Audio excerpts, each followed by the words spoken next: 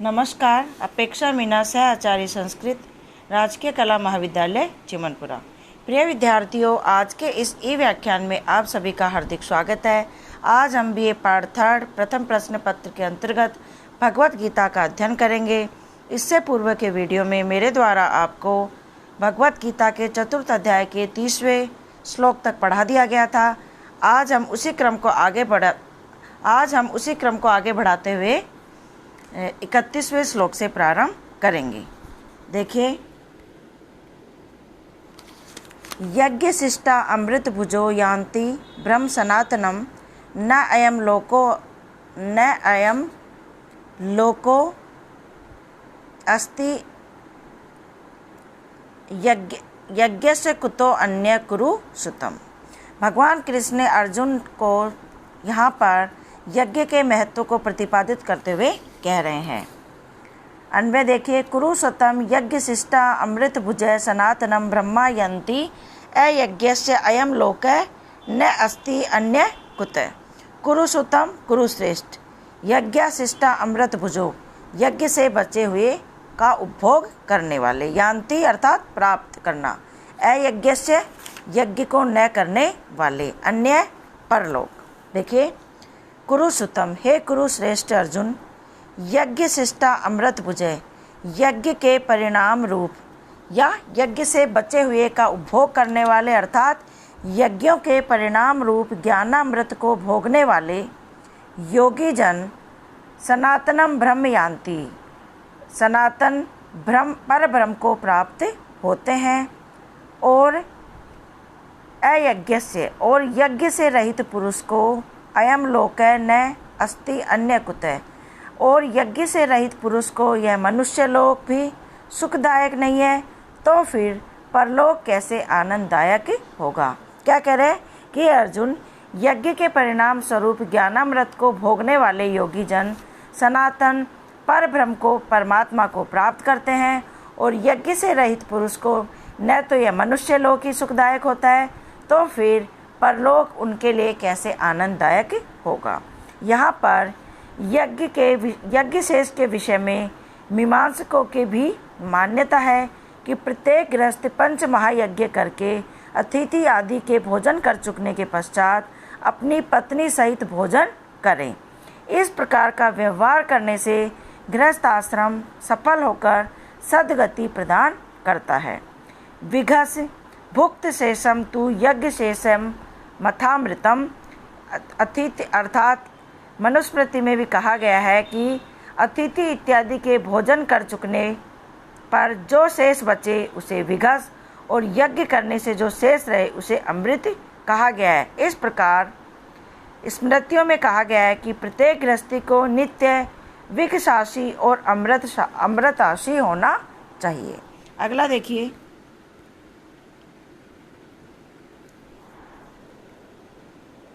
एवं बहुविधा यज्ञा वितता ब्राह्मणों मुखे कर्मजान विद्धि तान सर्वान एवं ज्ञात्वा विमोक्ष्यसे। अन्वय देखिए, एवं बहुविधा यज्ञा ब्राह्मणे मुखे वितता तान सर्वान कर्मजान विद्धि एवं ज्ञात्वा विमोक्ष्यसे। प्रस्तुत पद्य में भगवान श्री कृष्ण ने अर्जुन से यज्ञों को तत्वतः जानने का फल बतलाते हुए कहा है, एवं बहुविधा यज्ञा ब्राह्मणे मुखे वितता।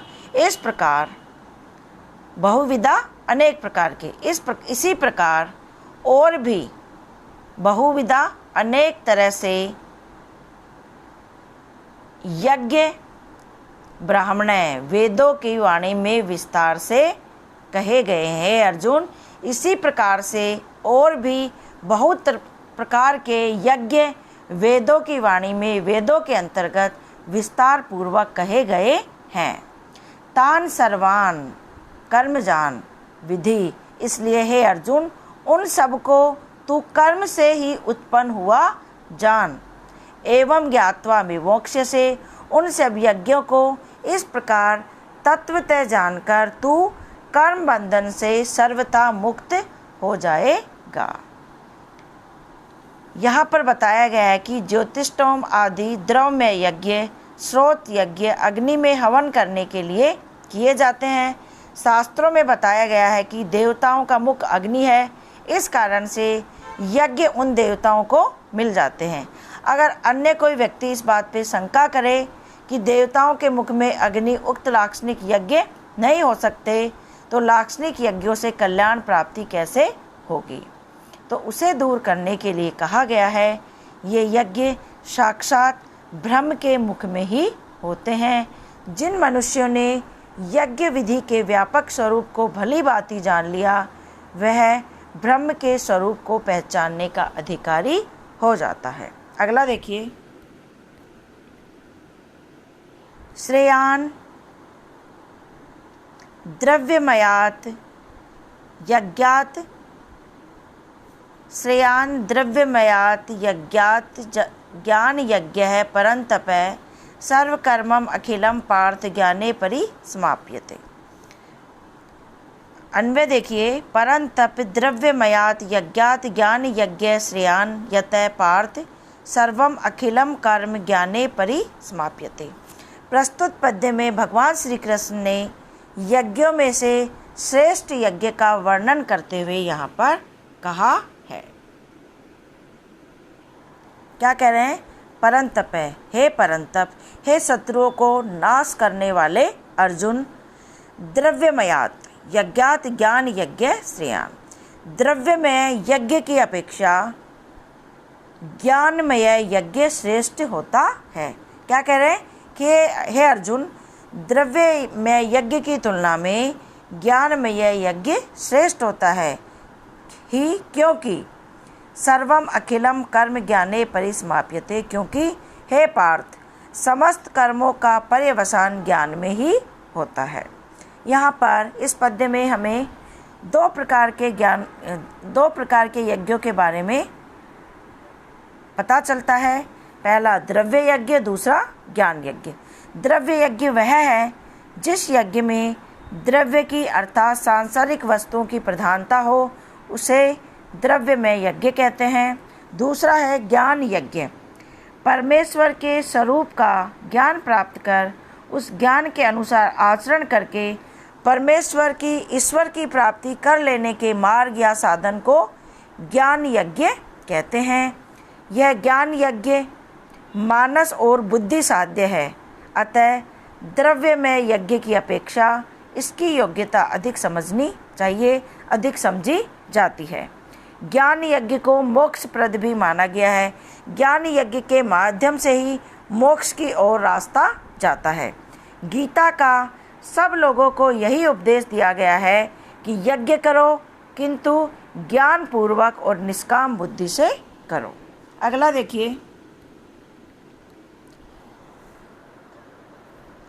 तद विद्धि प्राणपातेन परिप्रश्नेन सेवया उपदेक्ष्यन्ति ते ज्ञानम ज्ञानिन तत्वदर्शिन। अन्वय देखिए, प्राणिपातेन सेवया परिप्रश्नेन तत्विद्धि ते तत्वदर्शिन ज्ञानिन ज्ञानम उपदेक्ष्यति।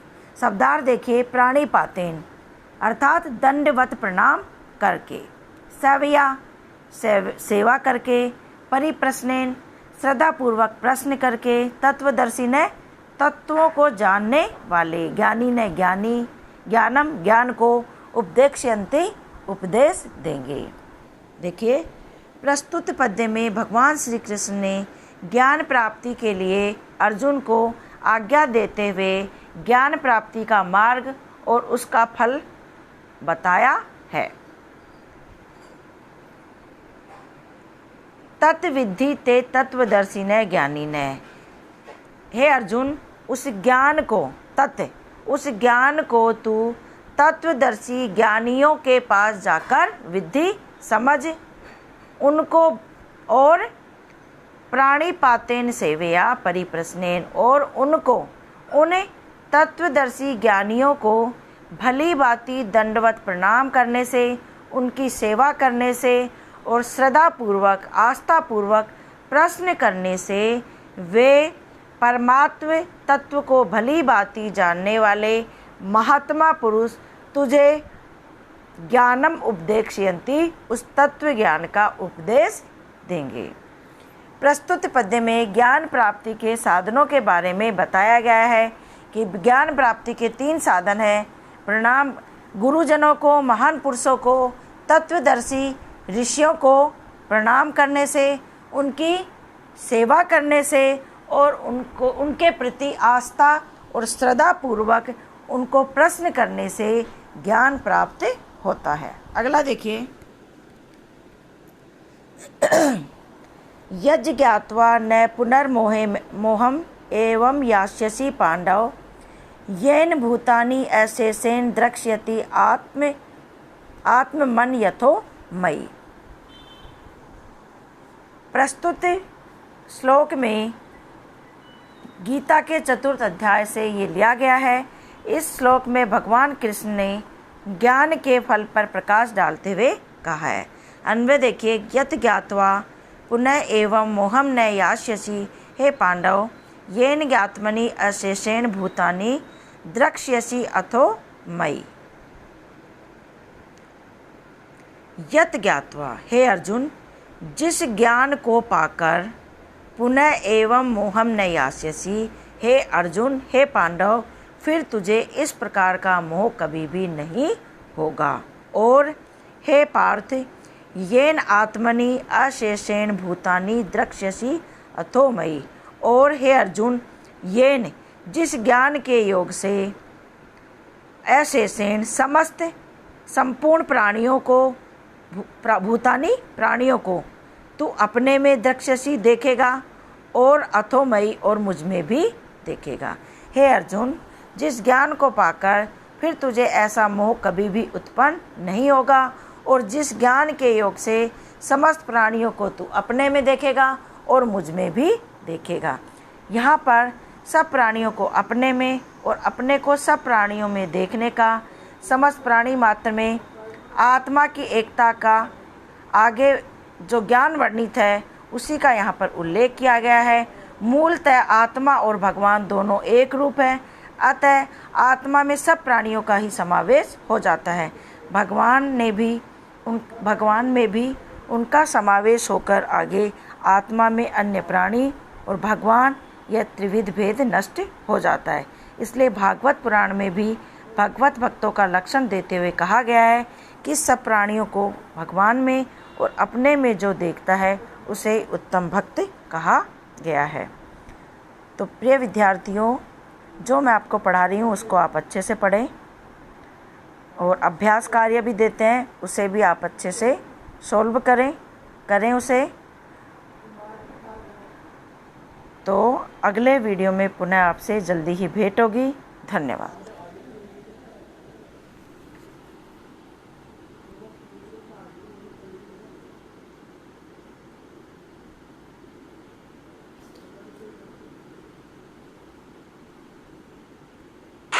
नमस्कार, मैं अपेक्षा।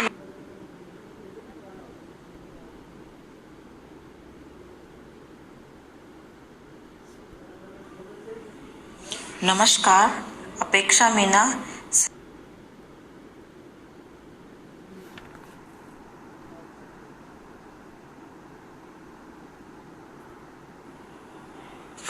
नमस्कार, अपेक्षा मीना, सह आचार्य संस्कृत, राजकीय कला महाविद्यालय चिमनपुरा।